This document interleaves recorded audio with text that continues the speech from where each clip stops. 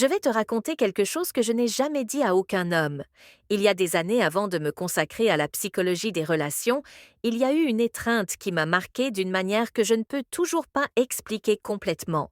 Ce n'était pas une étreinte romantique, ce n'était pas, une étreinte après un baiser. C'était simplement une étreinte de revoir, avec un homme que je commençais à peine à connaître. Et pourtant, cette nuit-là, je n'ai pas pu dormir en pensant à lui. C'était pas le plus beau, c'était pas le plus drôle. Il n'avait rien dit de particulièrement mémorable pendant la conversation, mais la façon dont il m'a enlacée a activé quelque chose dans mon corps que je n'ai pas pu contrôler. Une sensation de sécurité, de chaleur, de vouloir ressentir cela à nouveau. Et j'ai passé les jours suivants à attendre son message, à chercher des excuses pour le revoir, à revivre ce moment encore et encore dans mon esprit. Des années plus tard, quand j'ai commencé à étudier les neurosciences de l'attraction, j'ai compris exactement ce qui s'était passé. J'ai compris la science derrière cette étreinte et j'ai compris pourquoi la plupart des hommes donnent des étreintes qui s'oublient en quelques secondes alors que certains, très peu, donnent des étreintes dont on se souvient pendant des semaines. Aujourd'hui, je vais te révéler exactement ce qui fait la différence. Les 4 éléments spécifiques qui transforment une étreinte ordinaire en un moment qu'elle ne peut pas sortir de sa tête. Je vais te confesser ce que nous ressentons intérieurement quand un homme fait cela correctement et je vais te prévenir des erreurs qui détruisent complètement la magie. Des erreurs que la plupart des hommes commettent sans savoir qu'ils ruinent leur chance. Je suis le docteur Anna et ceci est Langage caché. Avant de continuer, abonne-toi à la chaîne et active la cloche. Ce que tu vas apprendre aujourd'hui peut complètement changer la façon dont les femmes réagissent à ta présence physique. Mais d'abord, tu dois comprendre pourquoi l'étreinte est si importante, parce que c'est pas seulement un geste social, mais l'un des tests les plus révélateurs de qui tu es en temps. Pourquoi l'étreinte est le test définitif? Abonne-toi. L'étreinte est le moment où tout est exposé, ta sécurité ou ton insécurité, ta présence ou ton absence, ta masculinité ou ta peur. Tu ne peux pas te cacher dans une étreinte. Ton corps communique exactement ce qui se passe intérieurement, et les femmes, même si nous ne le rationalisons pas consciemment, captons chaque détail, chaque tension dans tes muscles, chaque hésitation dans tes mains, chaque seconde de trop ou de moins. Tout est enregistré. Une étreinte faible, précipitée, distante, communique un homme qui n'est pas sûr de lui, qui a peur d'envahir, qui ne sait pas occuper l'espace. Une étreinte ferme, présente avec intention, communique un homme qui sait qui il est, qui ne demande pas la permission d'exister, qui peut soutenir et protéger. Je vais te confesser quelque chose que les femmes détectent instantanément. Au moment où un homme m'enlace, mon corps évalue déjà tout. La fermeté de ses bras, la position de ses mains, combien de temps il maintient l'étreinte, s'il semble nerveux ou présent. Si sa respiration est agitée ou calme, s'il me soutient vraiment, ou s'il ne fait que me toucher superficiellement. Tout cela est traité en millisecondes, et cette information détermine en grande partie comment je le perçois après. C'est pas quelque chose que nous décidons consciemment, c'est notre système nerveux qui évalue si cet homme est sûr, s'il est fort, s'il peut nous protéger. Un patient m'a dit une fois: docteur, je ne comprends pas. J'ai eu un rendez-vous incroyable avec elle. La conversation s'est parfaitement déroulée. On a beaucoup ri. J'ai senti qu'il y avait une vraie connexion. Mais au moment de nous dire au revoir, quelque chose a changé. Après ça, ces messages sont devenus de plus en plus froids, jusqu'à ce qu'elle disparaisse. Je ne sais pas ce que j'ai fait de mal. Je lui ai demandé comment s'était passé le revoir. Il m'a décrit une étreinte rapide, presque de côté, où il l'a à peine touchée parce qu'il ne voulait pas paraître envahissant. Il m'a dit que ça a duré environ 2 secondes maximum et qu'il ne l'a même pas regardé dans les yeux après. Et là a été le problème. Tout le travail du rendez-vous s'est détruit en ces 3 secondes parce que l'étreinte lui a communiqué quelque chose de complètement différent de ce que la conversation avait communiqué. La conversation disait: je suis sûr de moi, intéressant, présent. L'étreinte disait: j'ai peur de te toucher. Je ne sais pas comment occuper l'espace, je suis incertain. Et le corps gagne toujours sur les mots. Si cela résonne en toi, laisse-moi un commentaire avec le mot étreinte. Maintenant, passons aux 4 éléments spécifiques qui transforment une étreinte ordinaire en un moment inoubliable. Élément dièse, la position des mains, le gardien. Le premier élément est la position des mains. La plupart des hommes placent les mains sur la taille haute près des côtes. C'est la zone sûre, la zone des amis, la zone qui n'engage à rien. Et c'est exactement pour cela qu'elle ne génère aucune réponse émotionnelle significative. C'est l'étreinte que tu donnerais à ta tante lors d'une réunion de famille. Correcte, polie, complètement oubliable. Mais quand un homme place sa main dans le bas du dos, quelques centimètres en dessous de la taille, quelque chose de complètement différent se produit. Cette zone est extraordinairement sensible, pas de façon sexuelle nécessairement, mais de façon protectrice, intime. Évolutivement, c'est la zone que les hommes touchent pour guider et protéger les femmes dans des environnements inconnus. Quand ils marchaient ensemble en territoire dangereux, la main de l'homme allait là, dans le bas du dos, prête à la guider, la protéger, la déplacer si nécessaire.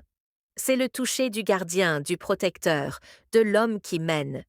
Et quand tu sens cette main-là pendant une étreinte, ton cerveau l'interprète automatiquement comme sécurité, masculinité, présence.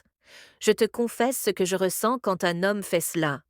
Quand sa main se positionne dans le bas de mon dos, quelque chose en moi se détend instantanément. C'est comme si mon corps reconnaissait un signal ancien de protection. Je me sens soutenue d'une manière que je ne peux pas expliquer avec des mots. Élément dit 2. La épression soutenir versus serrer. C'est primitif, c'est instinctif, c'est plus fort que n'importe quelle pensée rationnelle.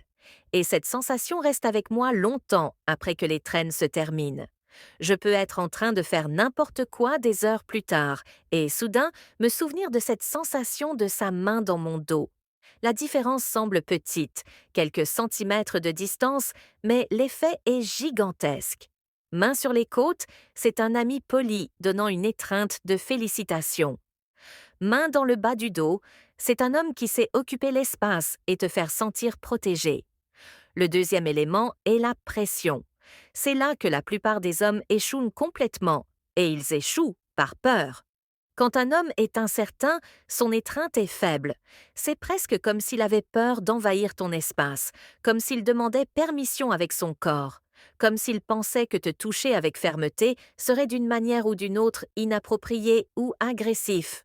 Et cette faiblesse se sent, elle se sent comme un manque de conviction, comme un manque de présence, comme un manque de masculinité. L'étreinte qui génère une réponse émotionnelle a une pression ferme et constante. Je ne parle pas de la serrer comme si tu étais un ours. Ce n'est pas de la force brute. Je parle de l'envelopper complètement, avec les bras positionnés, de façon à ce qu'elle sente le poids et la solidité de ton corps. Qu'elle sente que tu es là, présent, sans peur, sans doute. Qu'elle sente que si elle se laissait tomber, tu pourrais la soutenir. Je te révèle ce que nous expérimentons quand un homme fait cela. Quand on m'enlace avec une vraie fermeté, quelque chose dans mon corps se relâche. C'est comme si je pouvais enfin arrêter de me soutenir moi-même pendant un moment. Il y a une sensation de refuge, de pouvoir me détendre dans ses bras, d'être soutenue. C'est presque comme redevenir une petite fille et sentir que quelqu'un de plus grand et de plus fort te tient. Et cette sensation est addictive.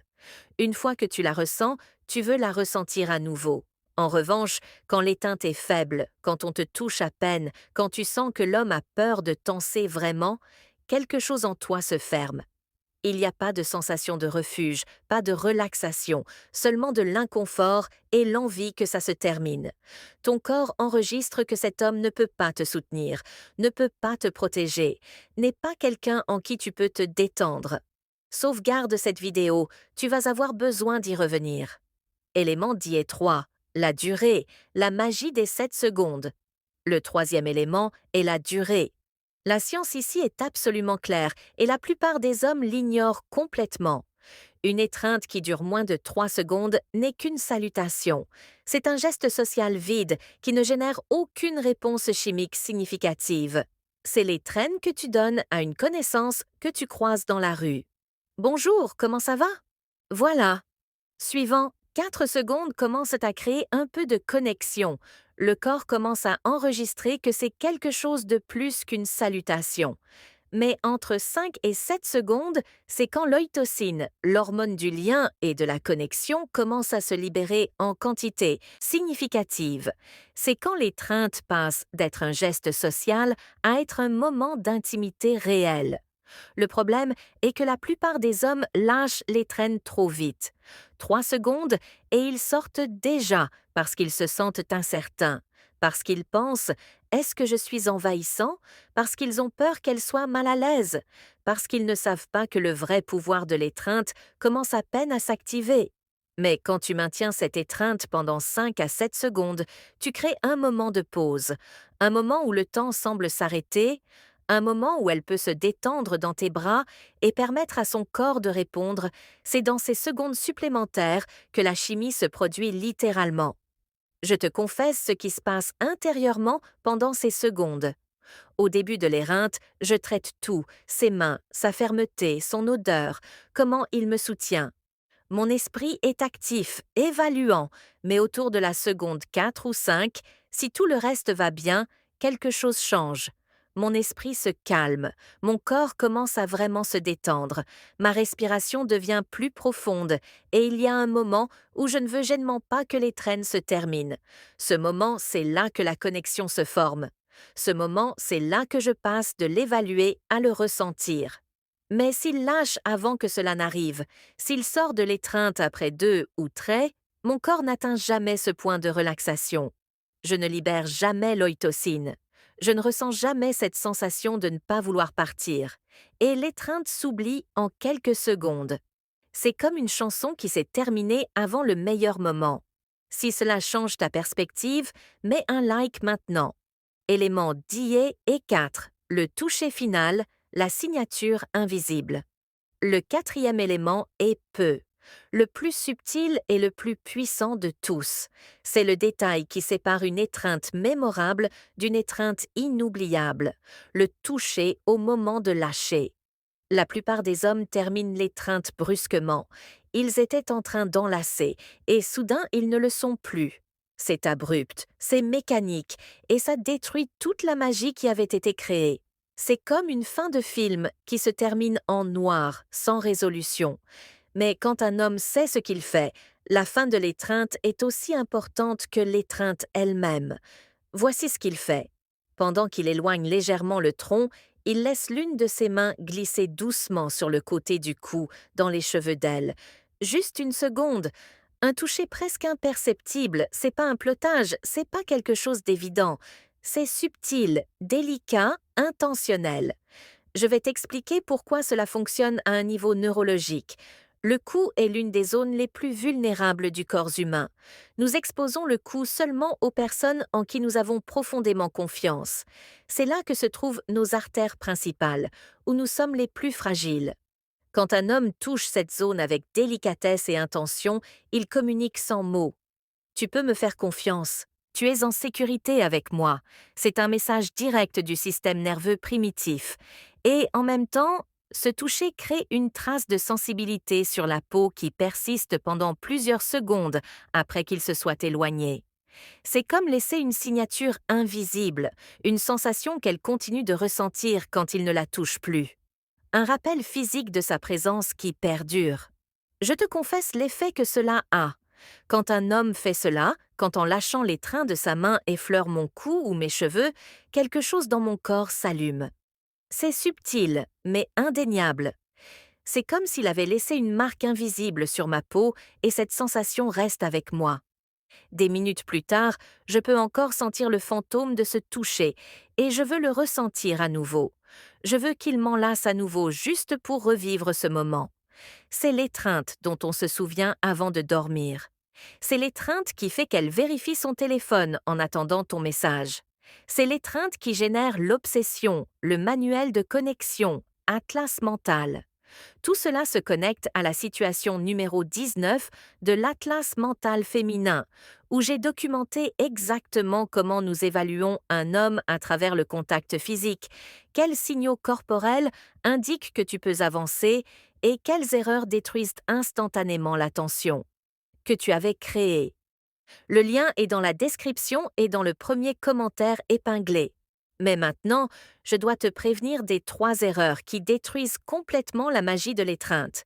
Des erreurs que la plupart des hommes commettent sans savoir qu'ils ruinent tout. Les 3 erreurs qui tuent la magie. Côté précipitation tense, la première erreur est l'étreinte de côté. Il y a des hommes qui enlacent de côté avec un seul bras, touchant à peine comme s'ils avaient peur d'une étreinte frontale complète, comme si une vraie étreinte était trop intime, trop engageante, trop risquée. Ce type d'étreinte communique la distance, le manque d'intérêt, la peur de l'intimité. Elle ne génère absolument aucune réponse émotionnelle positive. En fait, elle génère l'opposé. Elle génère la sensation qu'il ne veut pas vraiment être proche, qu'il accomplit une obligation sociale, mais ne ressent rien. La deuxième erreur est de lâcher en premier toujours. Certains hommes sont tellement préoccupés de ne pas mettre mal à l'aise qu'ils lâchent l'étreinte avant qu'elle soit prête. C'est toujours eux qui terminent en premier, toujours eux qui se retirent. Et cela communique l'insécurité, le manque de présence, comme s'ils demandaient constamment la permission, comme s'ils pensaient qu'elle veut s'échapper de leurs bras le plus vite possible. L'étreinte puissante est celle où il est à l'aise de rester, où il n'est pas pressé de sortir, où elle sent qu'elle pourrait rester là aussi longtemps qu'elle le voudrait, et qu'il serait bien avec ça, où il maintient l'espace sans anxiété. La troisième erreur est la tension corporelle. Certains hommes enlaçant, mais leur corps est complètement tendu, rigide, mal à l'aise, comme s'ils souffraient au lieu de profiter chaque muscle contracté. Respiration retenue, comme si l'étreinte était un test qu'ils doivent passer au lieu d'un moment à apprécier. Et cette tension se transmet. Elle la sent à chaque point de contact, et au lieu de se détendre dans ses bras, elle devient tendue aussi. Il est impossible de sentir un refuge dans les bras de quelqu'un qui souffre. L'étreinte qui fait tomber amoureux vient d'un homme qui est détendu dans son propre corps, qui apprécie le contact physique sans anxiété, qui ne pense pas à s'il le fait bien ou mal, mais est simplement présent dans le moment. Cette relaxation se transmet autant que l'attention, et elle est infiniment plus attirante. Comment savoir si elle veut une étreinte? Signaux clairs. Maintenant, une question importante. Comment savoir si elle veut que tu l'enlaces? Il y a des signaux spécifiques qui indiquent qu'elle est ouverte au contact physique. Le premier est la proximité soutenue. Si elle reste proche de toi physiquement, si elle ne recule pas quand tu réduis la distance, si son corps est orienté vers toi, elle communique l'ouverture. Elle te dit sans mots que ta proximité est bienvenue. Le deuxième signal est le contact visuel prolongé combiné au silence. Ces moments où vous vous regardez sans parler, où l'air semble plus dense, où les mots y semblent inutiles. Ce sont des moments où l'étreinte serait bienvenue, où elle attend que tu fasses quelque chose avec cette tension qui s'est créée. Le troisième signal est qu'elle initie de petits touchés, un effleurage sur le bras, une poussée joueuse, arranger quelque chose sur tes vêtements, n'importe quelle excuse pour te toucher. Cela indique que son corps veut plus de contact, qu'elle teste les os avant quelque chose de plus. Je te confesse ce que je pense dans ces moments. Quand je veux qu'un homme m'enlace, je commence à donner des signaux subtils. Je me rapproche, je le touche brièvement, je maintiens son regard plus longtemps que nécessaire. Je reste en silence, en attendant qu'il lise le moment. Je lui dis essentiellement « Tu peux te rapprocher. Je veux que tu le fasses sans le dire avec des mots, parce que le dire avec des mots semble trop direct, trop vulnérable. » Conclusion, les reins révèlent qui tu es. Mais la vérité finale que tu dois comprendre est celle-ci. L'étreinte te révèle qui tu es vraiment. Tu peux répéter des phrases, tu peux pratiquer la conversation, tu peux préparer des histoires intéressantes, tu peux mémoriser des techniques de communication, mais l'étreinte ne peut pas être feinte. Ton corps communique exactement ce qui se passe intérieurement. Ta sécurité ou ta peur, ta présence ou ton absence, ta masculinité ou ton insécurité. Tout est là, exposé dans ces secondes de contact. C'est pourquoi l'Inde est si importante, parce que c'est le moment de vérité, le moment où tout ce que tu as dit avec des mots se confirme ou se contredit avec le corps. Un homme peut sembler sûr de lui pendant toute une conversation, peut dire toutes les bonnes choses, peut sembler confiant et présent, mais si son étreinte est faible et précipitée, elle sait la vérité. Elle sait que la sécurité était jouée. Elle sait qu'il y a de la peur en dessous. Et un homme peut sembler calme ou réservé. Il peut ne pas dire grand-chose pendant l'interaction, peut même sembler timide. Mais si son étreinte est ferme, présente, avec intention, elle sait qu'il y a quelque chose là. Elle sait qu'il y a une solidité que les mots ne montrent pas. La différence entre un homme ordinaire et un homme magnétique n'est pas dans les grands gestes. Elle